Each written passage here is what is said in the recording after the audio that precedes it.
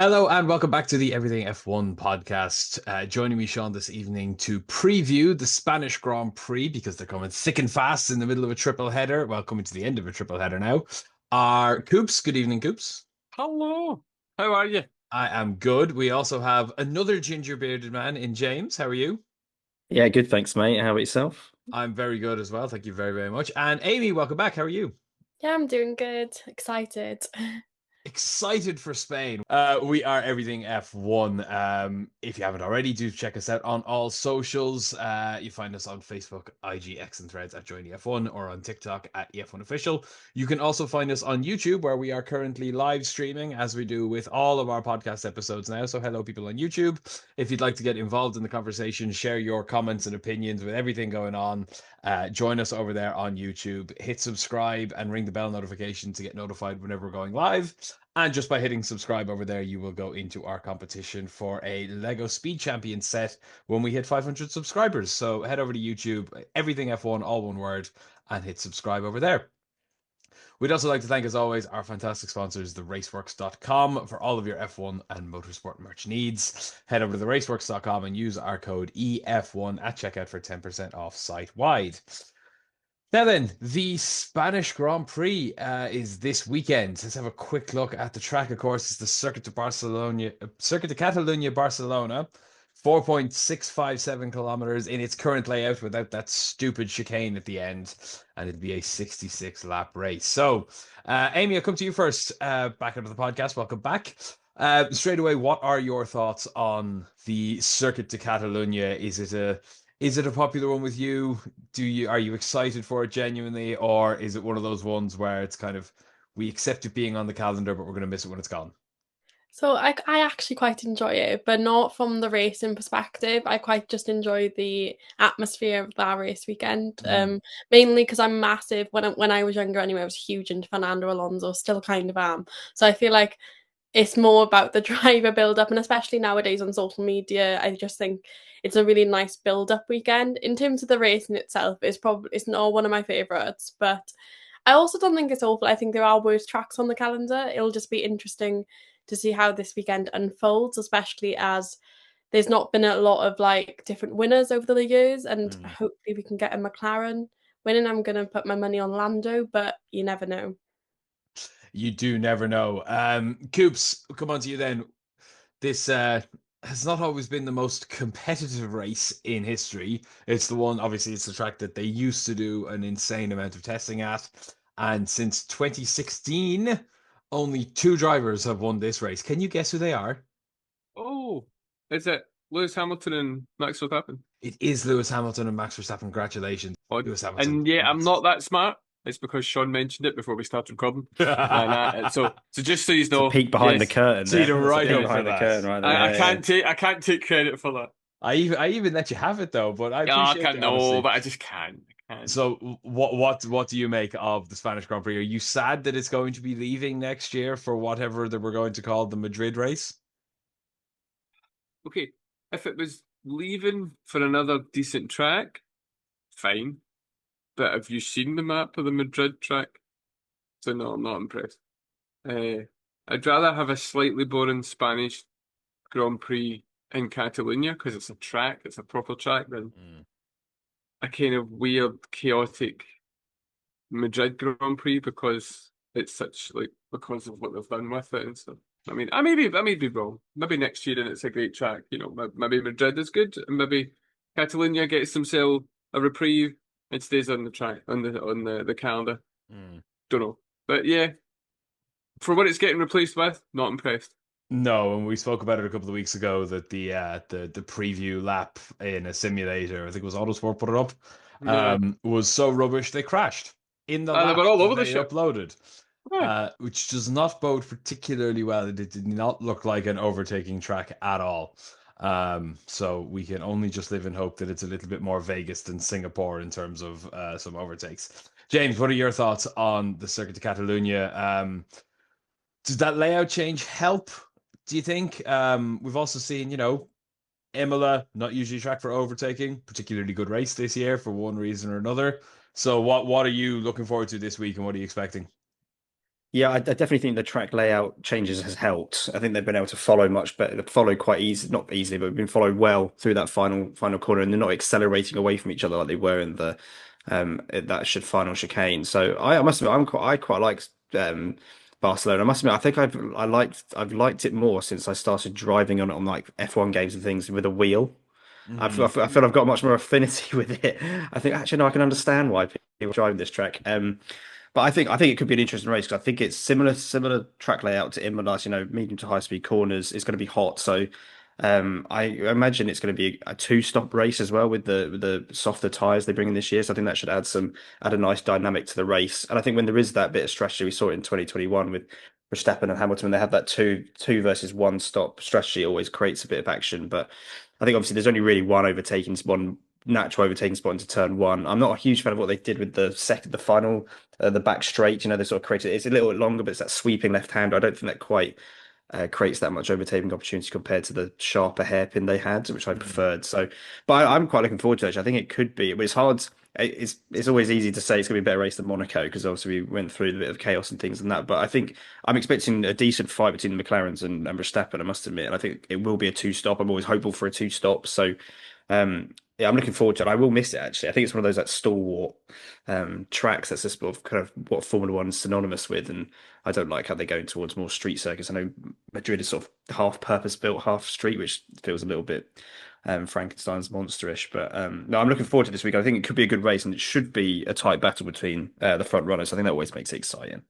Yeah, fingers crossed. Yeah, I don't know about that mid corner, the sweeping left-hander. I wasn't sure about why they changed that. The final sweep makes total sense. That one hasn't made because it's removed a heavy braking zone. It's not as heavy anymore. Bit of a shame. Let's have a quick look then through each of the teams and see how we think they're going to get on this weekend. So, Amy, I'll come to you first with Sauber, who finished 13th and 16th in last year's Spanish Grand Prix with Zhou Guanyu and Valtteri Bottas. What can we expect, do you think, from Gabriel Bortoleto and Nico Hulkenberg in their wheelie bin this weekend? Well, I think it's going to be the same as what we've seen for the entirety of this season, to be honest. If anything, they've gone completely under my radar. I think a lot of the time when I do discuss Sauber, it's like as if they don't exist anymore. Like in terms of I talk about them and they're just like, oh yeah, and they're there. I think that's always a second thought, and it's like I think it's not going to be any different this weekend. I can't see them getting into points. I can't really see them. They're just going to be a back foot runner, which is disappointing, really, because I actually had so much hope for Bortoleto this season. I just think it's a shame of the car that he's in, not necessarily his driving. But it is definitely.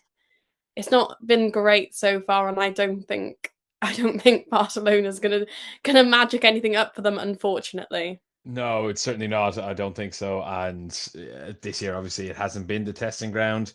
There's the technical change, which we'll come on to a little bit later. But you're right. I think it'll take some sort of mad race, which, given that it's going to be very dry, I'm not sure we're going to get. But as you said, James, the tires might play a bit of a difference in that. Coops, Alpine then. There's stories coming out again because there's always stories that coming out about Alpine because they can never just sit and go about the work that Colapinto is on the limited contract as well, as we've sort of spoken on before, and Mick Schumacher might be next in line for him. So is this yet another tactic to distract from what will otherwise be a rubbish weekend for them?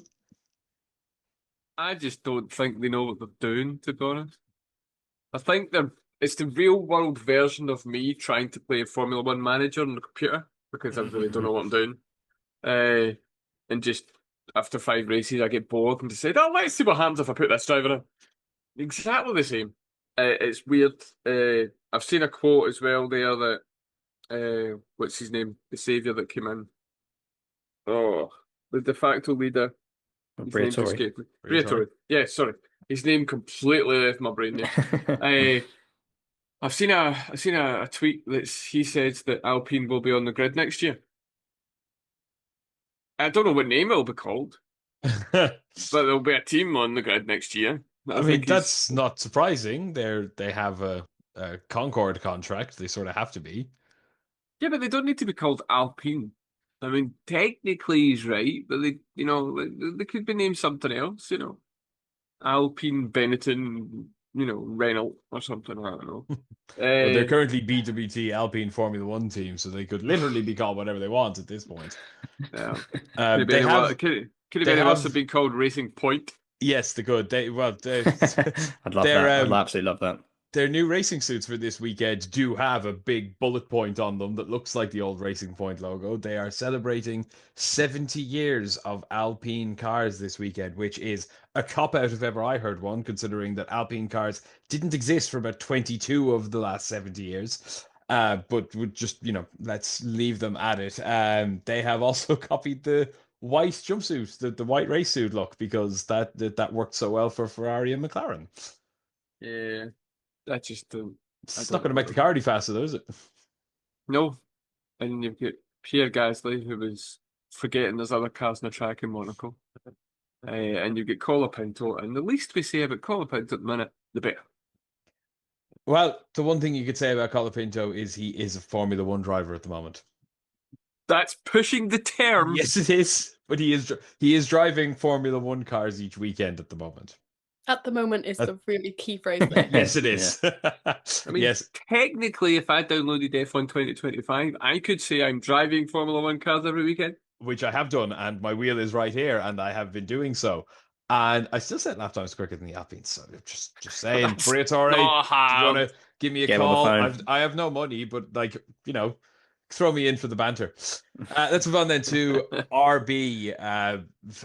James, come to you for RB. Much better weekend for them in Monaco. Isaac Hadjar, my driver of the race for Monaco by a mile.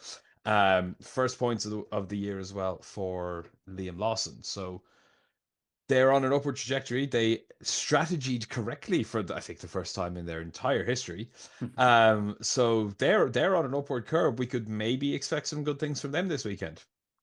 Yeah, well, I'm always I'm always a big fan of Isaac Hadjar. I think he's done fantastically, and like you say, was his highest finish of the season in Monaco. Yep. He's been in the points a few times. I see continuing that. I think he was strong in Imola when with the similar track characteristics. So yeah, I'm expecting good, and I do hope that Lawson can build on Monaco. I think it's obviously a very specific track, and who knows what have happened. Obviously, they did the strategy fantastically, taking advantage of the rules. I do hope. I think Hadjaz is going to be in and around the points all season, and I do hope Lawson can get some points as well. But I think the track suits them, especially with like we saw in Imola. So I'm expecting a similar performance to Emilia Romagna. So I'm going to back Hadjar for the rest of the year to get points. I think he's a bit of a superstar that's come out of nowhere. So, and I really like their livery. I think it was a early one. It's just grown on me. So yeah, I'm very superficial, but I'm going to say they're going to do well because of that.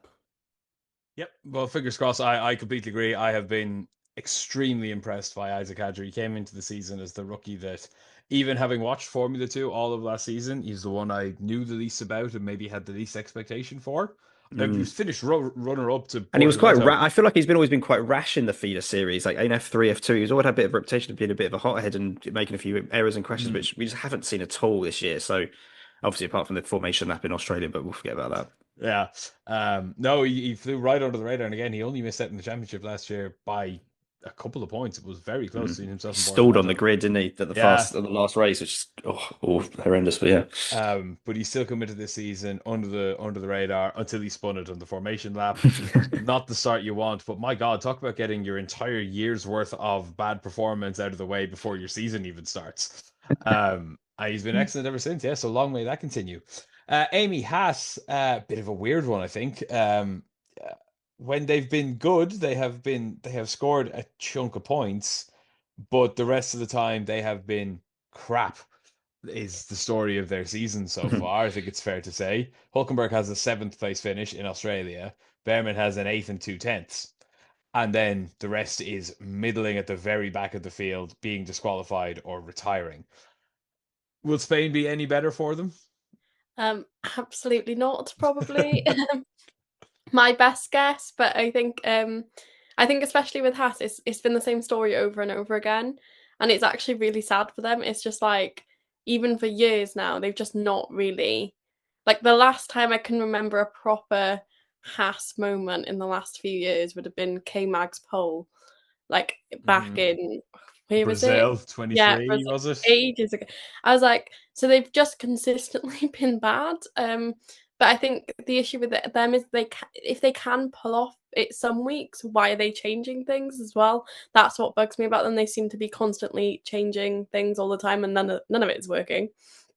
But it's interesting to see Behrman there. I think it's exciting to see him there. He was one of my favourite younger drivers when I followed the lower Formula Series. So yeah, it's been an interesting season, but definitely I don't think Barcelona is going to change anything. I think it's the same story with Sauber as well. It's just it is what it is, and I don't think one race, especially Barcelona, where not a lot seems to sometimes happen, is definitely not going to be a changing game for them. I'm sure they will hope differently, but it's the hope that kills you, isn't it? They are clinging at the moment to sixth, but if RB keep having weekends like they did last weekend, and let's be fair, and we'll get onto them very soon, if Aston Martin start scoring points for Fernando Alonso, Haas are going to fall away very, very quickly if they don't start actually being a bit quicker. And let's immediately go on to Aston Coops. And Fernando Alonso is the unluckiest man in the world. That's two races where you can't overtake, where he was guaranteed to finish in the points and failed both times. Once through just unlucky strategy, and the second time through his engine fail. Well, I think it was his MGH went or his MGK went. But the engine blew up from, what was it, sixth or something like that in Monaco. Guaranteed massive haul of points for him. But it's his home race. I heard someone having a wild vibe saying he's going to win it this weekend. It's Okay. not. Yeah, if he didn't when they were actually competing for wins, he won't this year. But can we hope for even a point for Fernando Alonso, please? I'll put my hat on. I mean, we can hope. We can all hope. And yes, Sean's head does reach to the top of that hat. Oh, no, there you go. So we can all hope. However, I don't know. I mean, it's a weird one. It's a bit of a strange one for Alonso just not getting any points. However, that car looked good with the upgrades. Not Monaco, the one before. Imola, yeah. Race before Imola. So if there's any track that's going to show that their upgrades are going to work, it's going to be Spain. Spain's a very aero dominant track. So this is where we're going to see, our Ferraris aero good, is Alpine's upgrades good, And also the other side of it is the flexi wing directive kicks in. So things are going to be that wee bit tighter. I don't think it's going to really swap everything around. I don't think we're going to see Aston at the front and McLaren languishing in 10th or 11th. On performance, I mean, obviously they could if they make a mistake and something happens, but I think that Aston are in a better position than where maybe 2 or 3 races ago with their upgrades. So it'll be interesting. I think there's a convergence with a few teams in that kind of mid-table grid. You've got the Astons doing well, Ferrari are there or thereabouts, Mercedes. They're all kind of kicking, and then we can't forget Williams as well. They just seem to have found something and are moving nicely up the grid. So be interesting for them, but I think they definitely have a better shot than they would have normally. Yeah, well, fingers crossed you can give the home fans something to cheer about. Have a quick one then on Williams. James, they are having their best start to a season since 2016. They have, after Monaco, outscored the last 2 seasons in their entirety combined already. Very impressive by the Williams team. They were not happy with how they had to go racing in Monaco. Carlos Sainz and James Vowles both saying, they're sorry that they had to do that, but they had to play the game, and that's the game that was put in front of them. This weekend should be a little bit more normal, and this track should probably suit their car pretty well. So you'd expect maybe that all going to plan, they can, get 2 cars in the points on pure merit and pace this weekend. Yeah, I think we've at this point got to expect they're going to get 2 cars in the points, and if not, it's probably a bit disappointing. I think they're probably Fernando's biggest barrier to getting some points in his home race. I think he'll be right up there as well. And obviously, Carlos's home race should be a nice motivation for him. But I think this Williams has come on absolutely. Yeah, it's been fantastic, and it's great to see. I think we've got 2 very popular drivers we didn't want to see them struggling. It was hard to watch Albon struggle at the back end of last year. So, and again, like you say, the teams and the drivers know this track off the back of like the back of the hand. So I think this would be a real good test to see actually where every car and every driver really is, because they just know it so well and it's such a consistent track as well. So. I expect the Williams to be in the points. I'm going to give Carlos the edge over Albon this weekend, just maybe a little bit of the home support. Advantage. Yeah, and I think, but he's been building nicely as Carlos. He was unlucky to get knocked out in Q2 in Monaco, but he's been building and picking up speed and getting closer to Alex and been the lead at some races. So yeah, I expect double points for them. I think it's going to be nice, real tight in that midfield. I expect Tsunoda to be in and around there as well. Hadjar, Alonso, they'll be fighting for that bottom half of the points, I think, if not just dragging out of them. But I'm expecting good things. I think it's going to be. I think they proved they're the best of the rest team altogether, apart from the big four. So I expect them to be double points. I think. Yep, fingers crossed for them. Carlos Sainz in the press conference today, Thursday, had a couple of really interesting sound bites come out of him. He was talking about how they spoke, his team spoke with Red Bull last year, but they didn't want me. I'm quoting him, for various reasons, we couldn't reach an agreement. People who know about F1 probably know why Red Bull didn't want me. That to me is a very, very diplomatic way of saying the Verstappen said no and Horner wouldn't bend. That's the end of that. They didn't want the challenge of that. Make out of that what you want. Whether Max Verstappen had anything to do with it or not, I think it's more likely Jos Verstappen had something to do with that. I genuinely do not think Max cares who's in his second car. He probably knows well he'll wipe the floor with anybody. At least in his own mind, he would think that. The other quote though was that he said, I can't find the exact quote, but he essentially said that if you'd have told him last year the position Williams would be in now, fighting for points every weekend, outscoring Ferraris, only a couple of outracing Ferraris, only a couple of tenths off pole, he'd have signed with them sooner.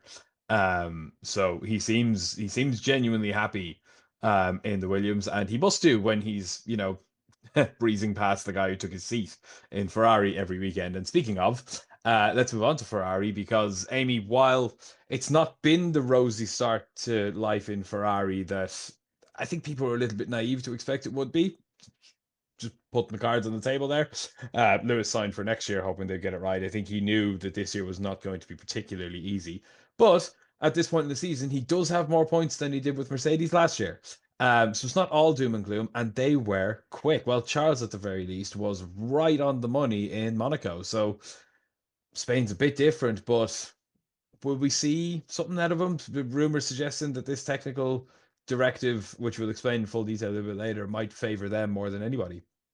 I think looking at Charles's lap times in Monaco is completely separate, just because he knows that track like the back of his hand.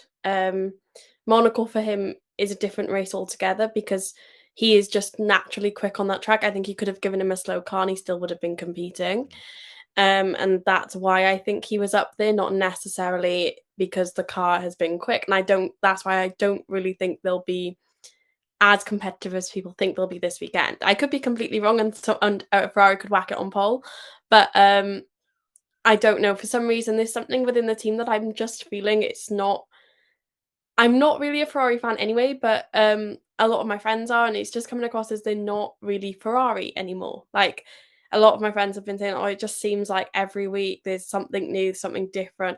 They seem to be making excuses a lot of why things aren't working, which rather than just owning up and trying to make things better. And I genuinely, and same with you, I do think people are a bit naive thinking Lewis Hamilton could go in and absolutely switch Ferrari around. It'll be Ferrari real drivers chat. I think that was all a bit naive from people, but I saw that coming a mile off. I just thought you can't expect, not one driver can change a whole team in 1 year, number one. And they've had difficulties with the car for years now. They've not really had a top competing car until more recently.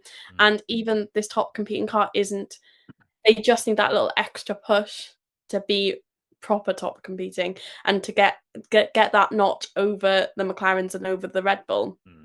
But I don't know. It's going to be an interesting weekend because of how Monaco was. I just don't know how much we can take from Monaco that Charles did because of how much he's just got a great record on that track anyway. So I think taking anything from that is difficult for me to now predict what's going to happen in Barcelona. Fair enough. Yeah, very, very different tracks, very, very different situations. Probably a little bit more akin to Imola, obviously, than Monaco, where they were not particularly rapid. Obviously, they both got knocked out in Q2. They'll be hoping for a little bit better, but yeah, anyone's game this one. I think it's, as we get in now to the kind of the top three in the championship, it's a little bit easier to call. Ferrari, will they top Mercedes this weekend? That's going to be the tough one. And Coops on Mercedes, obviously an absolutely shocking weekend in Monaco, which we've already talked about in our Monaco review. Arguably their worst weekend in years, not just of this season. I personally thought the penalty for George Russell was very soft. I'm a big fan of George Russell, but deliberately cutting the corner and admitting over the radio, it's fine, I'll take the penalty. That is a stop-go every single day of the week for me. That is the harshest penalty. That should have been the harshest penalty because he still was able to outdo even a stop-go because of the way that the race was leaning out. Didn't approve of that. Obviously, Kimi Antonelli had an awful weekend as well. So they have to have a good week. I mean, double points has to be the absolute minimum that they can even aim for this weekend, surely. Oh, 100%. But I mean, they'll do it. I mean, that's what I think anyway. They've got the car. The drivers are decent. You know, every driver and every team goes through a weekend where it just doesn't work. You know, I think it was a couple of seasons ago when Ferrari were at Canada, and they were like 13th and 14th and way off the pace, and we couldn't figure it. Everyone's like, what is going? Even they came out and went, which is Italian for we don't know. So, you know, it was just one of those situations, and a novice or a rookie in Monaco got it slightly wrong, ended up out, and then the car failed for the other one. And because of the regulations and the fact everyone was a rolling roadblock, they literally got stuck and couldn't do anything. So, yeah, and George then became a bit of a insert. What do you want? When he decided to jump the chicane and just say he'll take the penalty. But what I think he forgot was the stewards and the FIA had put in Monaco specific penalties. Yes, they did. Because they had an idea that things could happen like this, so that's why he ended up with the drive-through. And yeah, I think he was a wee bit silly and just going, yeah, I did it on purpose, but you know, I think the stewards were always going to give him the harsher penalty anyway. But yeah, I think they'll bounce back pretty well for Spain. Yep, fingers crossed for any Mercedes fans out there. Let's have a look at Red Bull then. James, difficult couple of weekends for Yuki Tsunoda. He came out in the press conference and said that Imola was a bit of an eye-opener for him to show how much he didn't quite understand yet, even still. I don't think for the management at Red Bull would be particularly delighted to hear him talking about that when they only gave Liam Lawson 2 races to figure everything out. I think Yuki probably knows he's in a safe position. They don't have anyone to replace him with. But he'll need a bit of a better weekend on a track that probably the track he knows better than that they all know better than any other track on the calendar. And if he's going to experiment with different ways to set the car up for him, this is the track to do it. It's the testing track, or at least it used to be. But Max Verstappen, he's still in it. He has the most pole positions of anyone this season, which is ridiculous. And he has the second. Well, he's tied second on wins. He's 2 wins. So Lando's 2 wins, which is also ridiculous. And in a car that should not be in the competition with McLaren this year, he is. And this track, as we spoke about at the start, he is one of only 2 drivers to have won here in the past decade, which is insane.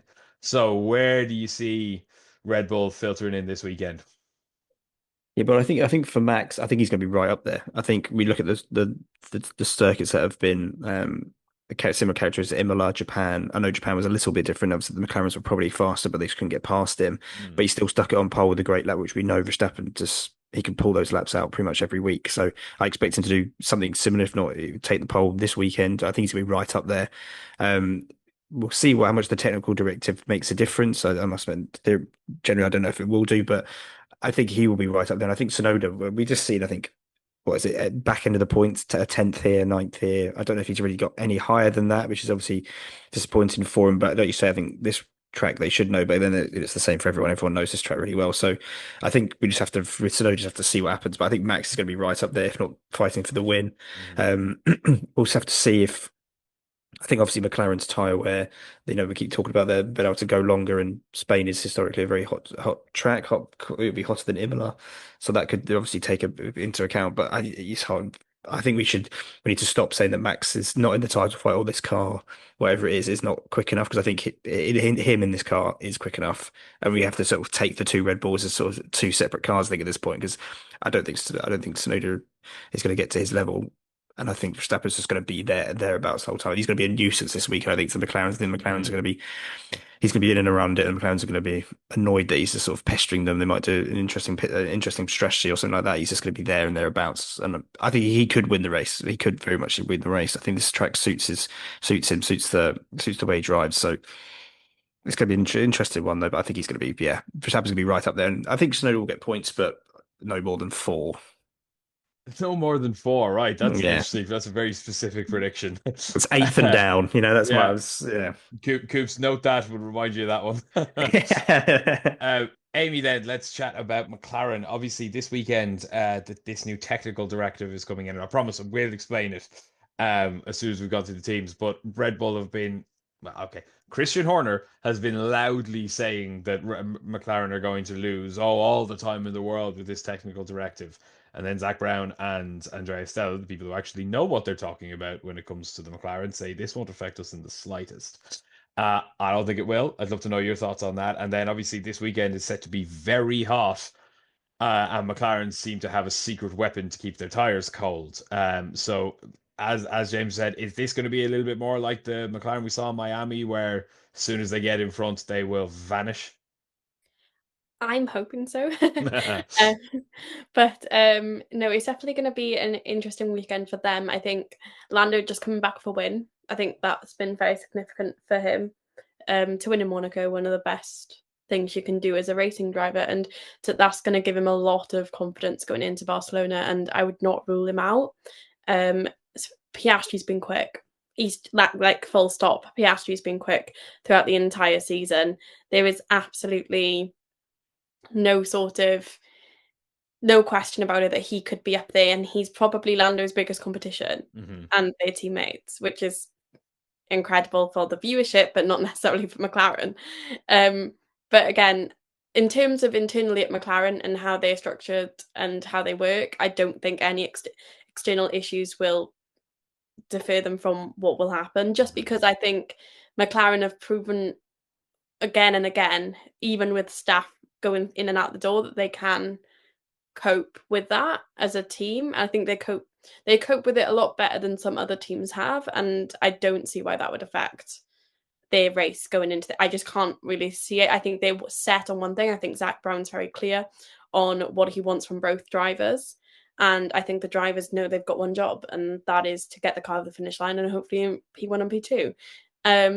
And it'll just be interesting for me, I think, the battle between Piastri and Lando, because I think if they can do what they did in Miami, there's this sense of if you've got two McLarens just ahead of everyone else, they will be fighting, and that will be interesting, especially as Piastri is set on absolutely no team orders.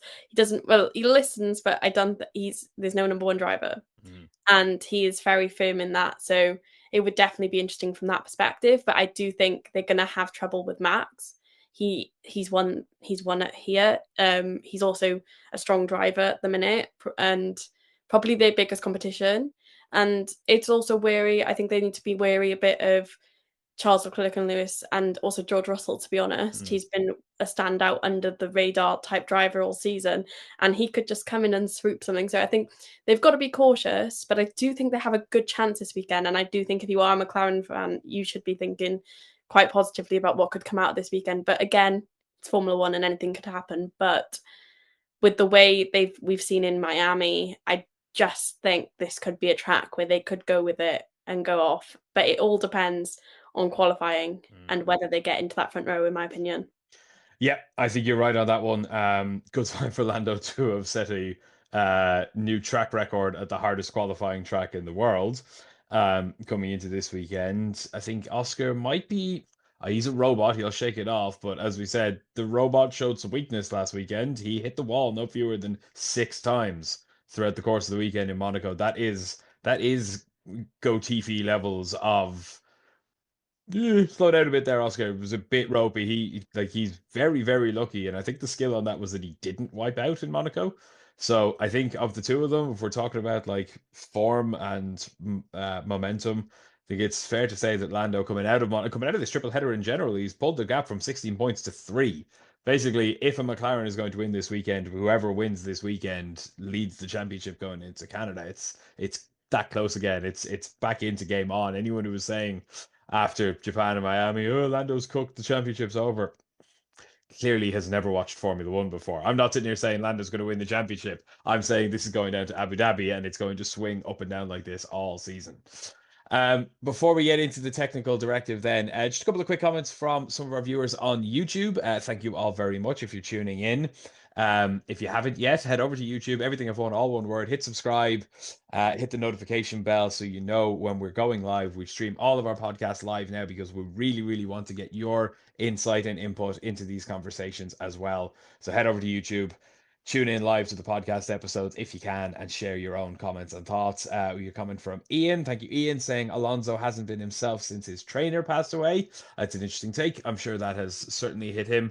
I don't know if it's not why he retired from Monaco, obviously. But I'm sure that's affecting him on a personal level outside of the car. How much that translates into the car, we'll never really know, but that's certainly not something to be scoffed at. He had been in Fernando's camp since day one, about 24 years ago. Long time they were together. Sam says, agree on the penalty for George being a bit soft, but expect he'll goose a podium again this weekend and get back to his Mr. Consistency form. Yep, I'm sure there's a lot of George Russell fans who will hope the same on that, and I'm sure there's a lot of people who will disagree and say Woody the Woodpecker is not going to do anything this weekend. I'm just balancing both sides there. Let's move on. Thank you all for your comments. Again, head over to YouTube, get involved with our live streams. Thank you very much for your comments. Now, Coops, would you like to take us through this technical directive being brought in for this weekend, and why is there a big pull-up machine being attached to the cars? Okay, so this is all because certain teams, Red Bull, were not happy with McLaren. Specifically, I think the Ferrari or one of the other couple of teams were doing it. Red Bull aren't doing this. So what they'd noticed was that they came up with a kind of loophole within the regulations to when they're on the straights, the aero kind of flexes a bit more, gives them what they dubbed it mini DRS. So the FIA has decided to put in tougher regulations. Initially, the technical regulations originally specified that under 75 kilo of vertical load on either extremity of the rear wing main plate or slot gap should not vary more than 10 millimeters. So I cut out a lot of that because it's very technical, what I'm reading. However, that was reduced to 0.75 mil, and it's now going to go down to 0.5. So basically what happened was in Australia they had the cameras mounted to look at the rear wing. They analysed it and went, this we don't like this. And now there's going to be load testing on the front wing as well. So the tolerances for flexing is going to be reduced. And for anyone who says they just shouldn't allow them to flex, not a thing, can't do that. It's called physics. If you had them rigid, they'd break. And we'd have cars all over the place. So there has to be a degree of flexing. It's just that the FIA, I think, the kind of best way to put it is the spirit of the rules. It's that kind of thing of, yes, you're not breaking the rule, but you're kind of not in the spirit of how things were written and intended. So that's effectively what they're doing. They're tightening up on how much bodywork can flex, which would then give other teams a wee bit of advantage. And it's all to reduce drag, because as everyone kind of knows, the faster you get your car through the air, it's to reduce the drag, and that's where the aero comes from. So if you can reduce drag to a point, especially ground effect cars, you go faster, get more grip, and you're up the front. So that's effectively what's happening. So, and the kind of whole conclusion of it all, there's not going to be, I'm going to put myself out here and say I don't think there's going to be much in the way of changes. We're not going to see McLaren 5th, 6th, 7th, 8th, 9th, or way down the order. Just things are going to be just that wee bit tighter. I just don't think McLaren will be quite as dominant, but they're still going to be there because they still are the car to beat. And their big advantage, as we touched on, is actually in the tires. So Yep. their big advantage from a wing point of view was, as we saw in Azerbaijan last year, what they called the mini DRS, where the rear wing was opening through Aeroflex at top speed without DRS being open. So they were getting a reduction in drag. That was outlawed for this year. Nobody got into it, and it looks like, as you said, Red Bull have had a bit of a conniption going. Yeah, but they're still too quick. They're still too quick. Which, as Zach Brown said, it is just traditionally Red Bull who complain about things when they're not going their way. Yes. Everybody complains about the fastest car. Mercedes have had their issues with Red Bull back in the day. McLaren had their issues with Red Bull. Everybody has their issues with everybody. There was obviously the McLaren back in the day that had four pedals. Was it four Yes. pedals? So That they they had only the- found they out had the because extra someone pedal. stuck a camera in the cockpit one day and snapped a picture of it, and no one could figure out what the pedal were for. Everybody tries to skew the rules, and everybody will always complain about it. But as you said, this one I don't think is going. It's a blanket ban on every. It's something that all the teams are doing. It's not unique to one car. Some are probably doing it a little bit better than others. Some are doing it a little bit Yep. more efficiently than others. But if everybody is going to lose a tenth, McLaren might lose a tenth and a bit. Right. That's what it is. Kind of effectively what it is. Although Yeah. it would be quite funny if Red Bull come into this and end up 9th and 10th. That would Well, absolutely that would be be hilarious. hilarious. Yes, it would. You'd be like, oh. So, but yeah, I mean, as you've touched on, every team does something. We know Yeah. about, I think it was Benetton or Renault that they thought they had traction control with the launch systems and stuff. It was They a got weird caught thing out of, by the lights. yeah, they done that. They done that with, was it 5 or 6 teams because they were anticipating the lights going off, so they changed it, and these teams jumped forward. And Charlie White, and you can see him in the gantry pointing because Yeah. he's like, "Got you." So it's and the pedal you talked about, the famous one. So they've all done it. They've all tried these things. They've all tried to kind of the spirit of the rules. I mean, the double diffuser that allowed Braun to win. There was questions of that legality. Red Bull put in a protest against the DAS system that Mercedes were using. But then Red Bull had the blown diffuser, Yeah. which led Sebastian Vettel to 4 championships because nobody could recreate it in the same way. Everybody does the same It's thing. just, the rules are written now a bit more tighter and a bit more specific, and there's a lot less wiggle room, and there's a lot more kind of almost spec things within Formula One now. That so you're not going to get the double DRS, the double diffuser. You're not going to get these things really because the rules are tight, but they're still written in a way to allow a bit of innovation. There still is that point, because if you're going to take innovation away from Formula One, it's just European IndyCar. And I'm not saying IndyCar aren't innovative, but they're a spec series, and they're known to be a spec series. And it's good because you're focusing more on drivers, and traditionally it's not a dominant season, but nobody told Alex Palou that. So, it's that balance that Formula One need to find where it's, you allow the regulations to give a scope and give innovation, but obviously you don't want it to be to the point where people are just not really interpret the rules in the spirit in which they were intended. That goes back to we haven't seen that for a while. That sort of silver No. bullet, which the exact words Zach Brown said when Christian Horner keeps yapping on this. McLaren are doing something sketchy. Zach Brown has been adamant, and obviously he's going to play the game, but he is doing it in a way now that he's actually sounding pissed off, which makes him even more believable when he says there is no silver bullet in that car. It's a very, very well designed car, and they have spent the better part of a decade fixing their company, their factory, their team. Their wind tunnel is the big one, and how what they design on piece of paper or in the CFD translates into the road. And at the moment, they are the best in Formula One at that. You got Adrian Newey going into Aston Martin saying they have the best facilities, and it just reminds you of that scene in Rush of Niki Lauda pulling in the Ferrari, going, "All of these facilities, and you make this piece of shit." You can't say that. It's a Ferrari. It's a shit box. That's a feel like what Adrian Newey has gone into Aston Martin and found. They have all these facilities, and they're not working properly. There's no silver bullet in that. There's no double DRS. There's no fan car. There's no 6-wheeler. There's everything being done. The silver bullet is how well your team sings off the same hymn sheet, how well structured it is, how well they're all working together, and how everything is correlating together. That is the silver bullet of modern F1. And at the moment, it's taken them long enough. McLaren are the best at that. Now then, let's get on very quickly before we finish up to our predictions for the Spanish Grand Prix. So everybody, I would like your pole position at top 3 and one wild shout for the weekend. So James, I'll start with you. Oh, I was wishing you weren't. I'm going to go with. I've been sitting there quietly trying to think of these. I do think I'm going to split the weekend in two parts. Verstappen's going to take pole. Everyone's going to freak out and be like, "Oh, there was something." But then I do think the McLarens are going to run away with it. So I think Oscar's going to take the victory. Just because I think just it has the upper hand in these sort of tracks. I think it's been quality this season, but I'm going to go McLaren 1-2, and then I'd probably Verstappen as well in that third spot. And my wild shout, there's wild shout. It's probably not too well, but I think two teammates are going to collide at the first corner. That's what I'm going to go for. I don't know who they are, but that's my wild shout. That is a wild shout. I'm interested in that one, and I kept it nice and vague with not specific teammates, but some I teammates really are going hope to it's collide. not orange teammates. Yeah, yeah, that would scupper my top three. That really Yes, would. it would. So yeah. Right. Well, that's some interesting predictions. Amy, how about yours?